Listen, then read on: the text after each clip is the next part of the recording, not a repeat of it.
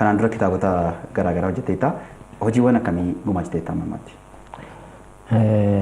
Amma ammaatti hojiiwwan kitaabota sadii maxxansiiseen jira.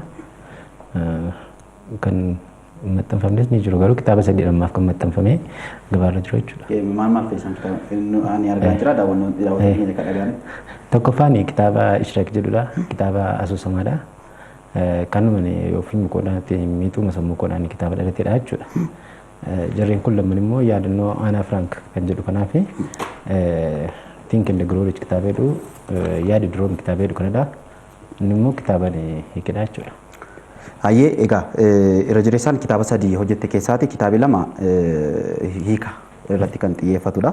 Kanaaf kitaaba yommuu hiiktu dandeettii beekumsa akkamiidha kan barbaachisu? Akkamittiin ilaaltaati? Kitaaba hiikuudhaaf tokko dubbisaa ta'uu qabda. Jechuun namni afaanuma waan beekee fi kitaaba hin hiiku. Kitaaba hiikuudhaaf ogbarroonni akkamitti akka barreeffamu beekuu qabda.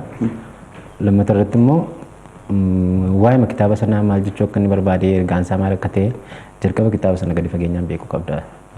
Jechuun kaka'umsa qabaachuu qabda. Kaka'umsa qabaattee naannoo kitaaba hiikuun salphaadha ta'ee yaada. Fakkeenyaaf kitaabni kun afaan kan biraatiin kan barreeffamedha. Afaan Oromootti gaafa hiikuuf jettu kitaaba kana sirriitti beekuun barbaachisaadha. Jechoota achi keessatti barreeffamanii jiran gaafa afaan Oromootti fidduu akka aadaa hawaasaatti geeddartamoo yookiinis akka hawaasaaf jechooti galuu danda'anitti geeddartamoo akkuma namchi sun barreessetti jechatti kan hiiktu. Kitaaba sana yaada barreessaa sanaadha kan fedhu. Yaada barreessaa sana gaafa jedhu amma fakkeenyaaf wanti naasaa jiru kun ni jira. Wanti naasaa jiru kana akkuma jedhe kanatti afaan biraadhaan akka dubbatamu gochuu dandeessa. Anis aadaas ta'u maalis ta'u kitaaba barreessaan suni wanta inni jedhe afaan Oromoodhaan inni nama sana bakka bu'ee dubbadhaaf jechuudha. Afaan Oromootti yaada nama sana afaan Oromoodhaan kaafu. Kanaaf adeemsa seerlugaa afaan Oromoo keessa jiran yookiinis immoo jechoota hawaasni ittiin fayyadamu. Kara sanatti fiddaa jechuudha. Jechuun yaada sana ni afaan kodhaan fide jechuun yaadni suni afaan kodhaan akka itti bakka bu'amee dubbatamu qaba. Yaada sana afaan kodhaan akka inni itti bakka bu'ee dubbatamuttanii yaada sana bakka bu'ee dubbadhaa jechuudha. Egaa akka carraa kitaaba afaan Oromoo kan dhimma yaadannoo Aanaa Frank yookiinis immoo diyaarii isheen barreessite irratti xiyyeeffatuu fi Ishraaq kitaaba jalqabaa keessatti seenaan kun silumayyuu seenaa diyaarii isheen barreessite as keessas jira. Aanaan siif nama akkamiiti? Kitaabni kun addunyaa irratti beekamaadha wanta ta'eef kitaaba kana dubbistee hiiktee sirriitti wanta jiru hubatteetta jedhee gati yaaduuf aanaa nama kanaan dura agartee beektu wanta hin taaneef sammuu keessatti aanaan nama akkamiiti? Aanaan anaa fi yeroo keessatti nama jechuun nama yaadamnedha, nama tilmaama hin qabnedha aanaan anaaf. Hojii isheen hojjette gaafa laaltu umriin ishee nama umrii ganna 15 qofaa biyya lafa kanarra jiraatedha. Umurii kanaan hojii isheen hojjette gaafa laaltu wanti isheen goote gaafa laaltu isheen nama guddaadha naaf. Bakka guddaa naaf qabdi. Namoota jireenya koo keessatti bakka guddaadha kennuuf keessaati isheen hangafaadha isheen. Maaliif kana dursite? Kitaabota hedduutu jira kan barreeffamanii jiranii. Maaliif filattee kan dursite hiikaadhaaf? Kitaabni kun baay'ee barbaachisaa waan ta'eef tokko akka addunyaatti sababni inni itti jaallatame iyyuu kitaabni kun kitaaba baay'ee guddaa ta'eef lammata immoo seenaa mitichi keessa jiru iyyuu seenaa baay'ee ajaa'ibadha. Haaluma beekumsuma addunyaadhaaf iyyuu kitaaba baay'ee waa'ee seenaa Jarmanii waa'ee Yihuudoota irratti ga'e sana argisiisuudhaaf kitaaba baay'ee guddaadha. Beekumsa guddaa kitaaba baay'ee baatee jirudha. Kara biraa immoo karuma xiinsammuu yoo fudhattes immoo kitaabni kun kitaaba baay'ee guddaa hamilee namaaf ta'udha. Bakka sana amma fakkeenyaaf akka itti jiraatamu keessaatti akka baay'ee badaa ta'e jechuun namni gidiraa garaagaraadha kan argu namni jireenya keessatti. Gidiraa argamu keessatti gidiraa sadarkaadhumaadha kan aanaan fa'aa argaa turan mana keessatti jechuudha. Kutaa xiqqoo tokko keessatti alaan sirriitti qollofamee keessa akka jirtu tun beekamin bakkii keessa kan jiru naannee kan jiru nama si ajjeesuuf si adamsee bakka akkasii keessa teessee abdiidha kan isheen dubbachaa turte. Kitaabni kun akkuma gara xiinsammuutti illee fuutee ilaalteeti kitaaba barumsa guddaa kennuu danda'eera. Egaa kitaabi kuni diyaarii yookiinis immoo yaadannoo guyyuutiin kaa'amaa ture garuu gara kitaabaatti eddishin dabartee lubbuudhaan dabartee booda gara kitaabaatti geeddaramedha.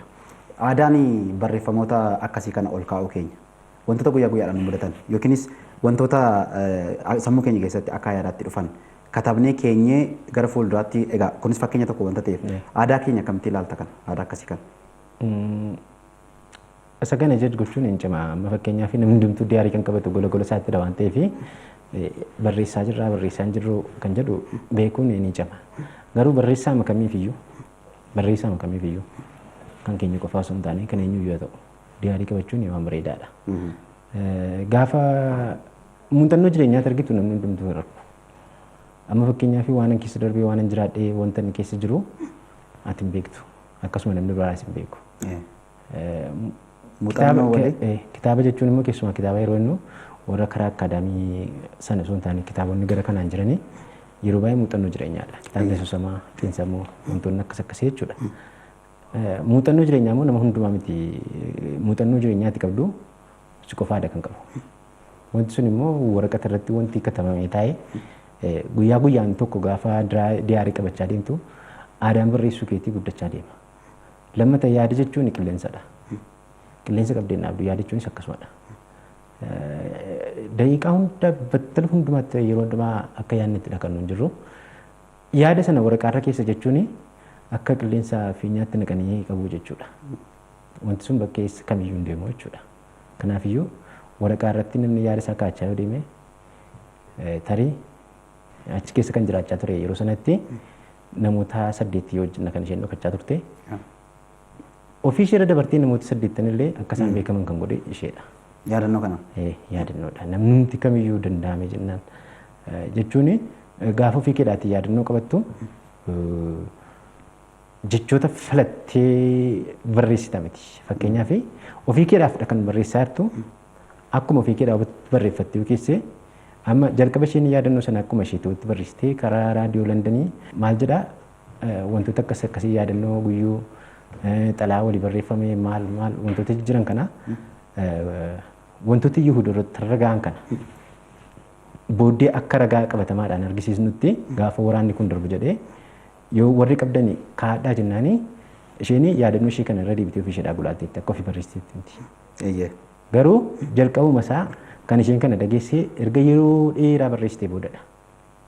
Isa booda isa dura isa jirutuun barreessine ta'eeti inuma bada ture malee yaadattee natti barreessituu fi yerooma yaada jirtutti natti barreessitu tokko. Kanaafuu barreessaa tokkoo fi diyaarii qabachuun adda ba'uun qabanidha. Wantuma baay'ee guddaadha. Baay'ee barbaachisaadha. Egaa barreeffamoonni akka addunyaatti kitaabni kun akka addunyaatti beekamtii guddaa qaba gatii ta'eef barreeffamoonni akkasii kun gara afaan Oromootti jijjiiramuun isaanii namootni afaan beekanii dubbisanii kitaaba kana ergaa achi keessa jirus akka hubataniif ta'uun isaa kuni guddinuma afaan Oromootiif gahee akkamii qabaa jettee yaaddaati? Gahee ni qabaate. Maaliif beekumsa kanatti dabalaa jirtu kitaaba tokko kitaaba afaan biraadhaan barreeffame tokko afaan keetti gaafadhu beekumsa kanatti dabalaa jirtu. Tokko kitaabumti tokko ogbarruu keessatti barreeffamuun guddina afaaniidhaa fi bakka guddaa ni qabaata. Kitaaba sana yoo ibsites yoo barreessites bareedaadha. Irra caalaa kitaabni utuu barreeffame hin filatama. Garuu yoo barreessuu baattes immoo kan barreeffame yoo ibsites immoo gahee hin tuffatamnedha kan inni ogbarruu keenyaaf taphatu. Kitaaba kana yommuu hiiktu wantoonni akka bu'aa ba'iitti turan yookiinis wantoonni danqaa turan akkamittiin yaadatta yeroo ammamii usti fiteera kana hiikanii gara mana maxxansaa geessanii gabaatti dhiyeessu? Danqaa yeroo jettu gaarummaan isaa ogbarruun roo maateriyaaliis hin barbaadu kan namatti tolu. Ogbarruun kan inni si gaafatu sammuu keeti. Ofii makeedhaa yaaduma kee fi qabaannaan qalama qabaannaan koompitara kana qabaattee naanii wantuma yeroo yeroodhaan nadaajii itti bittimti. Kanaan xiqqoo ishee kan chaalenji natti yeroo sana hojiitti baay'een biiziin ta'an ture. Hojii koo faana wal qabsiisee deemuun xiqqoo ishee inni chaalenji. Hojiin gaheen hojii kee maalirra jirta? Amma akka baankii daldala Itoophiyaa irratti siineeriidha. Akkamitti deema hojii isa sanaa wajjin walitti hin bu'u yeroo barbaada xiyyeeffannoo barbaada. Maaneej goota jechuun inni sun sa'aatii sirraa gaafatu qaba inni kunis sa'aatii sirraa gaafatu qaba walitti wal madaalchistee deemsuu dandeessa. Namootni si gulaalanii asirraati namoota barreeffama afaan oromoo keessatti namoota gahee olaanoo qaqqabanidha. Isaan kana maaliif filatte isaan muuxannoo isaan qaban irraa kaateeti moo yookiinis immoo kitaaba kana yommuu si gulaalan maal si deeggaranii yaadota akkamii isatti barreessitee irratti gara sirriitti yookiinis gara milkaa'ina sanatti akka dhuftuuf maal si tumsan dursa? Kitaaba kana jalqabuma isaayyuu kitaabni kun fakkeenyaaf ani kitaaba kana ani ofii makoodhaan jaalladha nan dubbisa kitaaba ishee malee nan hiikadha yaada hin beeku. Hiikuudhaa fi yaada isaa kan jalqaban akkas eebbisaadha akkan hojjedhu jechuudha. Hiikuu duwwaa mini akkan hiikutti na gargaaree gulaalee pilaas hamma maxxansiisutti kan geessumadha. Kanaafiyyuu gaheensaa gaheeman kitaaba kana keessaa qabuun gadi miti jechuudha. Wanta gaarii wantoota gurguddaa ture. Gara yaadaatti yaada kitaabota kana keessatti barreeffamanii jiran yookiinis immoo kitaabi kun yommuu ati hiiktu jechuudha. Qixa sanaatiin maal si deeggareera yaadota adeemsa yaadonni kitaaba kana keessa jiran isa sanaa wajjin akka wal madaalu gochuu seerlugoota afaan oromoo keessa jiru akka eeggatee deemu gochuu keessatti kitaaba kana keessatti wantoota barreeffamanii jiran maal si gargaareera? Kitaaba kana inni hojjedhee ofii makoodhaan hojjedhee xumuree inni gulaaleera. Gulaaluu jechuun immoo wantoota namatti jettu kana sirreessuu jechuudha. Sana irratti hojjeteera. Egaa kitaabota yommuu barreessitee gabaadhaaf dhiyeessitu aadaan dubbisuu namoota akkamittiin madaalama? Fudhatamiin isaa akkam ture kitaabni kun? Kitaabni kun fudhatamni isaa bareedaadha jechuun kitaabota warra duraa lamman caalaa inni kun baay'ee bareedaadha. Keessumattuu namni seenaa Aanaa Firaanki beeku baay'een isaa Oromoon baay'eeyyuu kitaaba kana gaafa afaan Oromoodhaan argu ni gammada baay'ee. Ana qofaa miti addunyaa jaallata ana. Kitaabicha iyyee. Kitaabicha iyyuu sun taanee intalattiyyuu. Seeqa ishee iyyuu ilaalle. Baay'ee qalbii nama hojjetu warra. Baay'ee qalbii nama hojjetu jechuun ajaa'ibadha intalli. Baay'ee nama wanta guddaa hojjetee darbedha. Qixa hundumaanii nama waan guddaa hojjetedha. Kitaabni kun bu'aa bahii tokko kamiitu jira? Fakkeenyaaf dubbistoota bira aadaan dubbisuu keenya akkamitti madaalta? Aadaan dubbisuu keenya akkamseeti kaan hin dubbisu kitaaba afaan oromoo jechuun kitaabuma kan hin dubbisne ni jira. Inni nuti kitaaba dubbisu immoo kitaaba afaan oromoo dubbisu baay'een isaa jechuudha. Beekumsi kitaaba afaan oromoo keessa jiru akka beekumsa kitaaba afaan biraa keessatti barreeffameen gadi ta'etti maybe namoonni fudhatanii jiru jedheen shakka. Maaliif kitaabni aadaamti kitaaba dubbisu keenya gadi bu'aadha jechuu yoon baadhillee wanta qorannoodhaan wanta xiqqaan kana dubbachuu danda'u isa sanaaf immoo Oromoon hayyoota baay'ee qaba. Garuu aadaan kitaaba afaan oromoo dubbisuu baay'ee gadi bu'aadha. Gadi bu'aadha. Kanaaf ergaa akkamii qabda namoota qophii kana daawwataniif akkuma waliigalaatti? Kitaaba afaan oromoo dubbisaan jedha. Kitaaba afaan ogbarruu oromoo kan guddisu barreessaa qofa osoo hin taane dubbisaasdha. Kana yeroo hin jedhu immoo Oromiyaa keessa dubbistoota baay'ee qalbii namaa hatantu jiru jechuun dubbisaniillee kan yaadatu siin kennee hin darbine baay'eetu jiru. Isaaniin galata dhowwachuu komiti. Isaaniif yoomiyyuu galatan qaba. Egaa yommuu waa'ee aadaa yookiin amaleeffannaa kitaaba dubbisuu yommuu kaasnu warreen barreessan biroo warreen barreessan bira kitaaba hawwataa ta'e kitaaba sadarkaa isaa eeggate dubbistootaaf dhiyeessuu irratti kitaaba wajjin jireenyi kee kitaaba wajjinis wal qabataa yeroo amma kanatti kitaaba 3 maxxansiisuudhaaf dandeessita kitaabonni hedduun sarkaa kee akka jiran nan beeka warreen barreessan bira dadhabina akkamiitu jira maaliif namni amaleeffannaa aadaa dubbisuu hin qabu yommuu jennu tasa kitaabni sadarkaa isaa eeggate dhibeetii laata yookiinis immoo kitaabni madaalu dhibeetii laata akkamitti ni ilaalta kana kitaaba muuxannoo dubbistu irraa kaaste? Dadhabina sana dadhabina yoo qabaattis dadhabina sana kan baasu dubbisaadha. Amma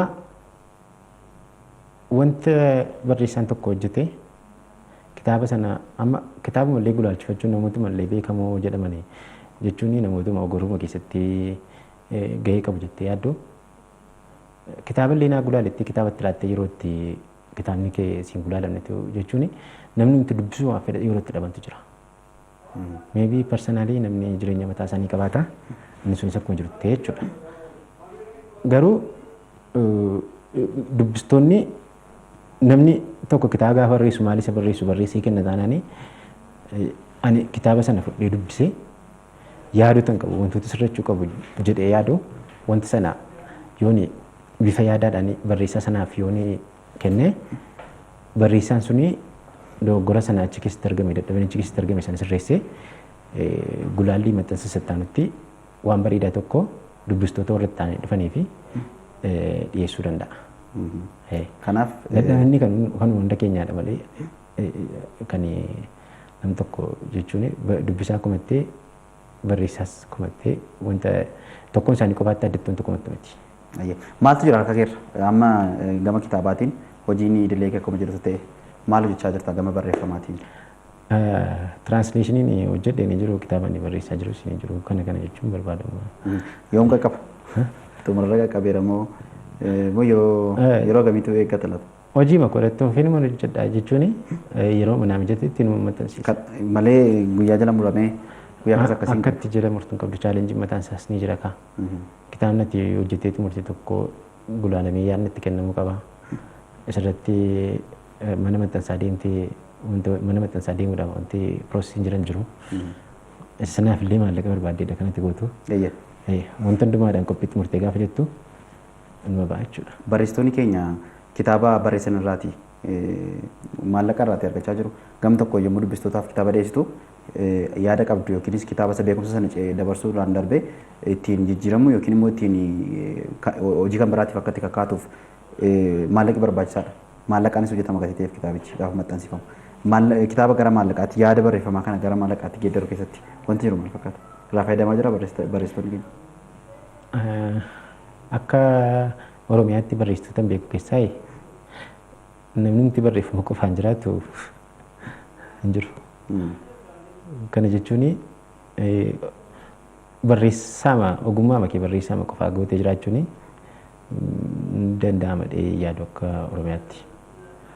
Tarii nuti dadhabina qabaachuu dandeenya. Garuu akka kootti kitaaba abdaddee danda'ee jiraata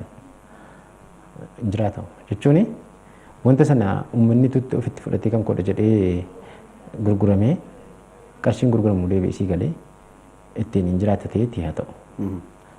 Amma garuu kitaaba tokko gaafa maxxansiistu ofitti murteedha kanatti maxxansiisu. Mul'atuma kee sana fiixaan baasuudhaaf malee kitaabni gurguranii ittiin jiraadhachuun ni cima. Akkamitti raabsama kitaaba edda maxxansiistee booda mana kitaaba gurguramutti geessuudhaan immoo yookiinis namoota daandiirra kanneen baatanii deeman akkamittidha kan gurguramaa jiran kitaabni namni maxxanfamu? Baay'een barreessitoota namoota beekanitti eeggannatanidha kan isaan gurguratan. Manneen kitaabalee bakkoota muraasadha kan isaan jiran. Amma fakkeenyaaf gara Wallaggaadha kan hin beeku. Wallaggaa keessaati keessumaati gara kitaaba afaan Oromoo irratti bakka jeju tokko magaalaa Shaambuudha. Achitti kitaaba bareedaadha jechuun kitaabota afaan Oromoo gabaarra jiranii bakka sanatti ni jiru. Jarri sun itti dhimmanii hojjetu jechuudha. Karaa raabsaa sanaa akkuma sanatti gaafatamummaa fudhatee kan hojjetu hin jiru. Baay'inaan jechuudha. Amma isaanis namni tokko barreessaa qofaa miti namni kitaaba raabsu sun iyyuu kitaaba raabsuu hojii masaa godhatee jiraachuun maybe jireenya isaa sanatti cimsuu danda'a akka garaatti kitaaba sana gurguratee wanta irraa hin arganneef jechuudha. Kanaafuu kitaaba jalqaba sarkaa fuudhanii gurguranii qarshii faasii deebisu. Maybe kana keessa immoo kitaabni sun gurguramuu dhiisuu danda'a. Takka iddoo mana achuma manuma kitaaba sana keessatti bututee umuriin du'a isaa gaa kitaabni cicciramee bususii achumatti gurgurame achumatti hojii ala yeroo itti ta'utu jira jechuudha. Kitaabni achuma taa'ee. Egaa qophii keenya gumaataa gara xumurutti deemnaati. Kitaabota sadii hojjette keessatti lama hiikadha tokko kan ofii keetii barreessiteedha. Irra jireessaan gara hiikaatti gortee jetta jechuudha. Ammaaf. Ammaaf. Akkuma samatti butiffamoo kitaabota kan ofii keetii barreessitee inni yaatu. Kan koo kanan barreesses inni hojjedha. Kitaabni tokko immoo hiikamee uummata qaqqabuu gahaa jedhee itti nama taanaanii rakkoon qabu hiikee maxxansiisa. Namoota galateeffachuu barbaaddu hojii keessatti yookiin ergaa qabdu yoo qabaatte kan xumuraa kun. Hojii koo keessatti abbaa koo Xinaaf Mulaatu galateeffachuun barbaada. Armee Kolfinishiinis galateeffachuun barbaada. Haadha manaa koos galateeffachuun barbaada. Namoonni na gargaaran baay'eedha. Eebbisaa baay'ee isaanis imala koo barruu keessatti bakka guddaa qaba. Innis haa galu ta'u. Ayyee. Kabajamtoota daawwattoota keenya egaa qophii keenya gumaataa qabiyyee Mijuu Dubbataatiin kitaaba hiikaa Aanaa Firaank yaadannoo guyyuu Aanaa Firaank irratti akkasumas kitaabota barreessaa Tamasgeen Xinaafuutiin barreeffaman irratti xiyyeeffachuudhaan turtii muraasa isin faana taasisneeti kan jirru. Isinis waan faana taataniif galatomaa isin jenna. Tamasgeen istuudiyoo keenyatti gatii dhuftee keessummaa taatee yaada kana nuuf maqaa daawwattoota keenyaatiin galatoomni isin jedha. Qophiin keenya kan gumaataa guyyaa har'aaf jenne kan hangammaatii qabiyyee Mijuu Dubbataatiif nagaan nu tura.